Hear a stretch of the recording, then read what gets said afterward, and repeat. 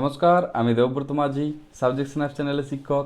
এই ভিডিওতে আমরা যে ম্যাথগুলি সলভ করব সেগুলি হচ্ছে ক্লাস 10 অধ্যায় 4 কষে দেখি 4-এর 12 এবং 13 এই দুটি ম্যাথ আমরা এই ভিডিওতে সলভ করব। ঠিক, এর আগের ভিডিওতে আমরা সলভ করেছিলাম 10 এবং 11-র ম্যাথগুলি। তোমাদের যদি আগের ম্যাথগুলিতে কোনো প্রবলেম হয়ে থাকে, যতগুলো আগের ম্যাথ রয়েছে সেগুলিতে যদি কোনো প্রবলেম হয়ে থাকে, অধ্যায় 4-এর আমাদের যে প্লেলিস্ট রয়েছে সেই প্লেলিস্টের লিঙ্কটি আমরা ডেসক্রিপশন বক্সে দিয়ে দেবো, সেখান থেকে তোমরা গিয়ে চেক করে নিতে পারো আগের ম্যাথগুলি যদি তোমাদের কোনো প্রবলেম হয়ে থাকে। বুঝতে পারলাম? তাহলে আজকের যে ম্যাথ সেগুলি আমরা কিন্তু এক এক করে কমপ্লিট করে ফেলি। প্রথমের যে ম্যাথ সেটি দেখে নাও। প্রথমের ম্যাথ বলতে 12-র ম্যাথ। দেখো 12-র ম্যাথে কি রয়েছে। এইগুলো ম্যাথগুলো দেখতে অনেকটাই বড়, কিন্তু করতে অনেকই ইজি মনে হয়, তো করলে তোমরা পেরে যাবে। তাহলে তোমরা অবশ্যই এগুলো ভালো করে প্র্যাকটিস করবে, এগুলো কিন্তু এক্সামে এসে থাকে। তাহলে আজকে যে প্রথম ম্যাথ সেটি এক এক করে স্টার্ট করে নিই। দেখো কি বলেছে ম্যাথটিতে।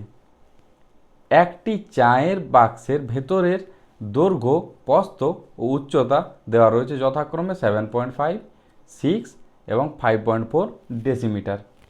ঠিক, এবার কি বলেছে, চা ভর্তি বাক্সের ওজন দেওয়া রয়েছে এত কিগ্রা এত গ্রাম, কিন্তু খালি অবস্থায় বাক্সটির ওজন দেওয়া রয়েছে এত কিগ্রা। তাহলে খালি বাক্সটি দেওয়া রয়েছে, এখানে ভর্তি বাক্সটি দেওয়া রয়েছে, তো চায়ের ওজনটা আমরা পেয়ে যাব। কি করতে হবে? বিয়োগ করে দিতে হবে। তাহলে আর কি বলেছে এখানে, 1 ঘন ডেসিমিটার চায়ের ওজন কত হবে তা হিসেব করে লিখি। তাহলে আমরা লিখি প্রথমে কি রয়েছে। তাহলে প্রথমে এখানে লিখছি চায়ের বাক্সের আয়তন কত হবে,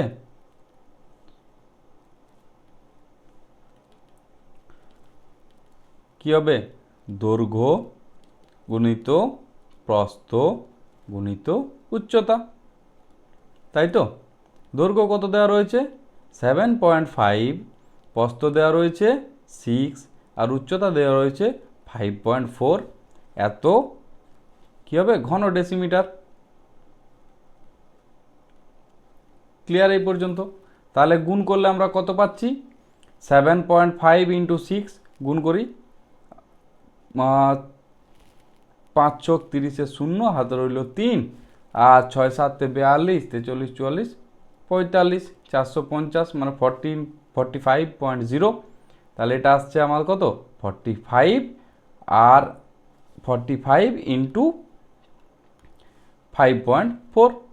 ঠিক, এবার গুণ করি 45 আর এটা 5.4 গুণ করলে কত আসছে, 4 × 5 = 20, 0 হাতে রইল 2, 4 × 4 = 16 আর 2 হচ্ছে 18, আর 5 × 5 = 25, 5 হাতে রইল 2, 4 × 5 = 20 আর 2 হচ্ছে 22।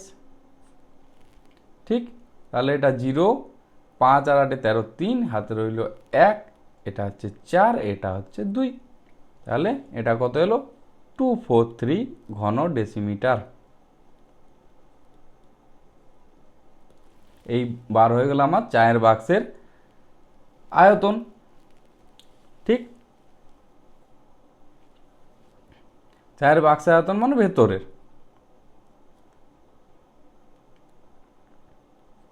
এখানে লিখছি ভিতরের, চায়ের বাক্সের ভিতরের আয়তন আমাদের বার হয়ে গেল। তাহলে এখানে দেওয়া রয়েছে, দেখো চায়ের বাক্সটির ওজন হচ্ছে,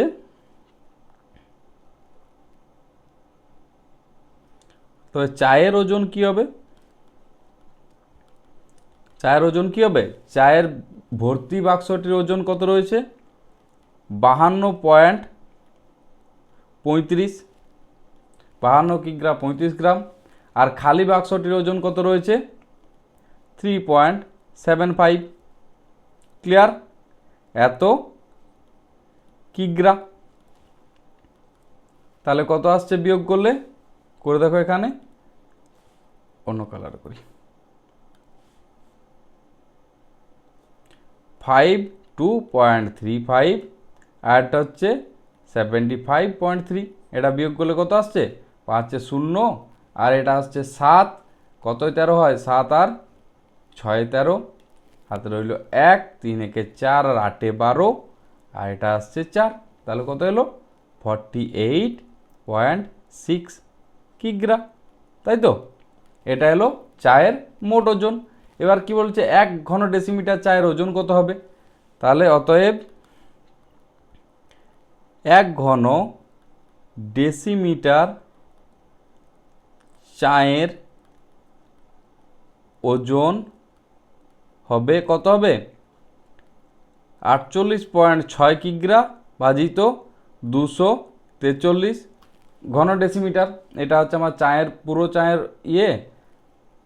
ভেতরের অংশের আয়তন, আর এটা হচ্ছে আমার চায়ের ওজন। এটা বিয়োগ ভাগ করে দিলে আমাদের হয়ে যাবে।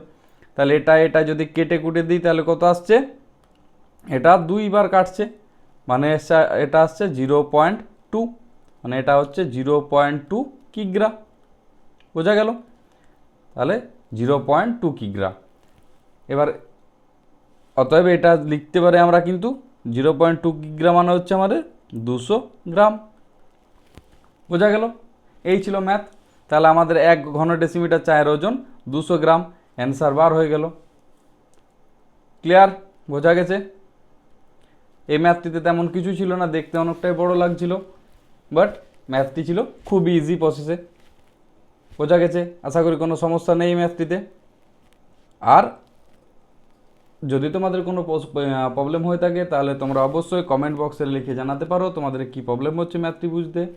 আর যদি তোমাদের বুঝতে সুবিধা হয়ে থাকে তাহলে কমেন্ট সেকশনে অবশ্যই ইয়েস লিখে জানাবে, তাহলে আমরা বুঝতে পারবো তোমরা বুঝে গেছো। এবং ভিডিওটি এই পর্যন্ত যদি এই ম্যাথটি ভালো লেগে থাকে তাহলে অবশ্যই একটা লাইক করে দিও, এবং আমাদের যে সাবজেক্ট স্ন্যাপ চ্যানেলটি রয়েছে সেটাকে সাবস্ক্রাইব করে রাখবে। আর পারলে তোমাদের বন্ধুদের সাথে একটু শেয়ার করে দিও। ক্লিয়ার? তাহলে আমাদের যে লাস্ট ম্যাথ আজকের এই ভিডিওর সেটি দেখে নিই। এটা ছিল 12 ম্যাথ, এবার করবো আমরা 13 ম্যাথ। দেখো কি রয়েছে। একটা বর্গাকার ভূমিপৃষ্ঠ পিতলের প্লেটের দৈর্ঘ্য দেওয়া রয়েছে 1 সেন্টিমিটার এবং বেধ দেওয়া রয়েছে 1 মিলিমিটার। বেধ মানে হচ্ছে যেটা ঘনত্ব, উচ্চতা, ঠিক, থিকনেস যাকে বলা হয়। ক্লিয়ার? তাহলে এখানে কীভাবে করব, এবং কি দেওয়া রয়েছে, প্লেটের ওজন দেওয়া রয়েছে এত গ্রাম। যদি 1 ঘন সেন্টিমিটার পিতলের ওজন এত গ্রাম হয় তাহলে এক্সের মান কত হবে হিসেব করে লিখি, মানে দৈর্ঘ্যটা কত হবে সেটা বার করতে হবে। বোঝা গেল? তাহলে আমরা এক এক করে করে দেখি, তাহলেই তোমরা দেখো বুঝতে পেরে যাবে। এটা একটু দেখতে লাগছে, ভয়ানক লাগছে, আর কিছুই না। ম্যাথটি খুব ইজি, দেখো কীভাবে করছি।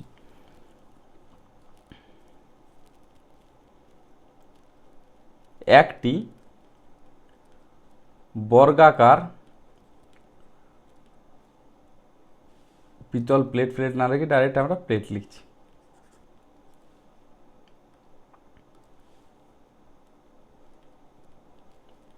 প্লেটের দৈর্ঘ্য দেওয়া রয়েছে 1 সেন্টিমিটার। ঠিক, বর্গাকার প্লেট মানে কি, এইটা বর্গাকার প্লেট, যদি আমার এইটা এক্স হয় তাহলে এটা আমার কি হবে, এক্সই হবে, তাই তো? এটা যদি এক্স হয় তাহলে এটাও এক্স হবে। তাহলে দৈর্ঘ্য হলো এক্স, এখানে প্রস্থ তাহলে কত হয়ে গেল, 1 সেন্টিমিটার। ক্লিয়ার? বোঝাতে পারলাম? যদি আমার ওটা দৈর্ঘ্য এক্স হয়, প্রস্থ এক্স, কারণ হচ্ছে ওটা বর্গাকার। আর উচ্চতা কত দেওয়া রয়েছে, 1 মিলিমিটার।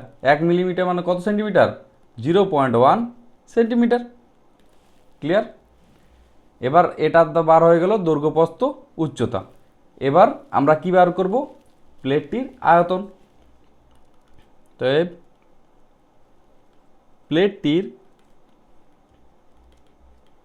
আয়তন হবে কত হবে, সূত্র কি, দৈর্ঘ্য ইন্টু প্রস্থ ইন্টু উচ্চতা, মানে হচ্ছে এক্স ইন্টু 0.1, মানে হচ্ছে 0.1 এক্স স্কোয়ার ঘন সেমি।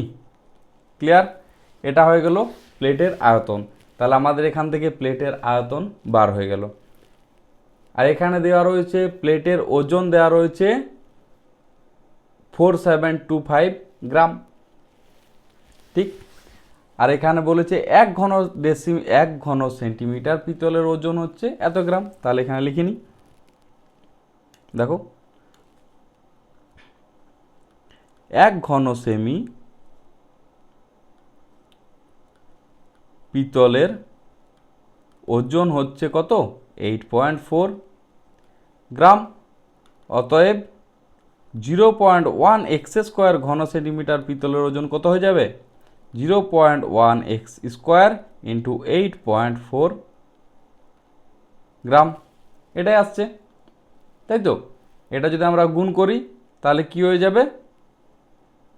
0.84 এক্স স্কোয়ার গ্রাম।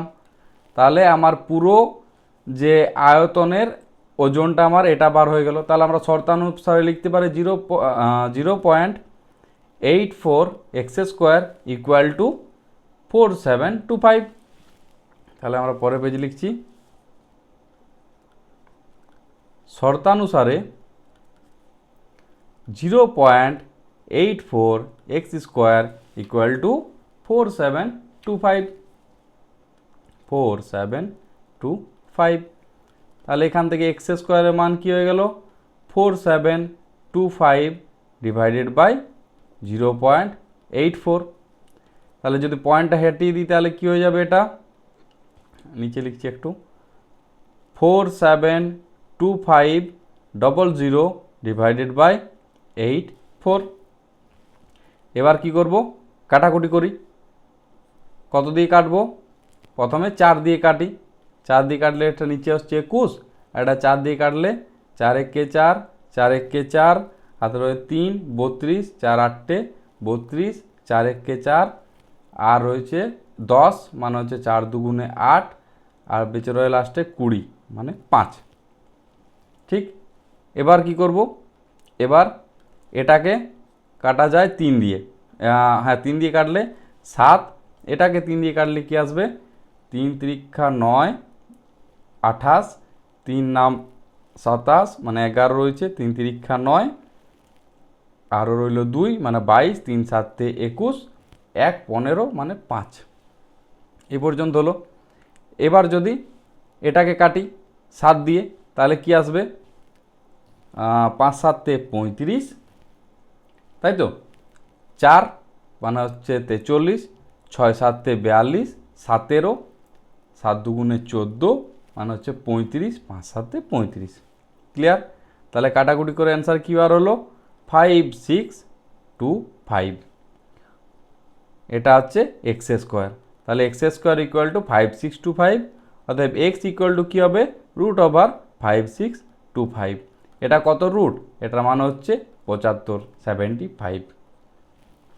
এটাই তো চেয়েছে। তাহলে এক্স এর মান কত হবে হিসেব করে লিখি। অতএব এক্স এর মান হবে, এখানে লিখে দিচ্ছি, তাহলে অ্যান্সার কত বার হয়ে গেল? অতএব এক্স এর মান হবে 75 সেন্টিমিটার। তাহলে এটাই হচ্ছে আমাদের উত্তর। ক্লিয়ার? বোঝা গেছে? আশা করি কোনো সমস্যা নেই ম্যাথটিতে। তাও যদি তোমাদের কোনো সমস্যা হয়ে থাকে তোমরা অবশ্যই ভিডিওটি প্রথম থেকে আরেকবার দেখবে, তোমরা অবশ্যই বুঝতে পারবে। তার যদি কোনো প্রবলেম হয় তাহলে কমেন্ট সেকশনে কিছু লিখে জানাও যে তোমাদের কি প্রবলেম হচ্ছে, আমরা সলভ করব। ক্লিয়ার বোঝাতে পারলাম? আর যদি ভালো লেগে থাকে তাহলে অবশ্যই কমেন্ট সেকশনে ইয়াস লিখে জানাবে, তাহলে আমরা বুঝবো তোমরা বুঝে গেছো। ওকে, আরেকটা ইম্পর্টেন্ট কথা শুনে নাও। এটা হচ্ছে আমাদের টেলিগ্রাম চ্যানেলের কিউআর কোড। এটাতে তোমরা পারলে জয়েন করে যাও। আমরা যে হ্যান্ড রিটেন নোটস যেগুলো এখানে লিখছি সেগুলো আমরা পিডিএফ ফরম্যাটে এখানে প্রোভাইড করে থাকি, তাহলে তোমাদের নিতে সুবিধা হয়ে যাবে। বোঝাতে পারলাম?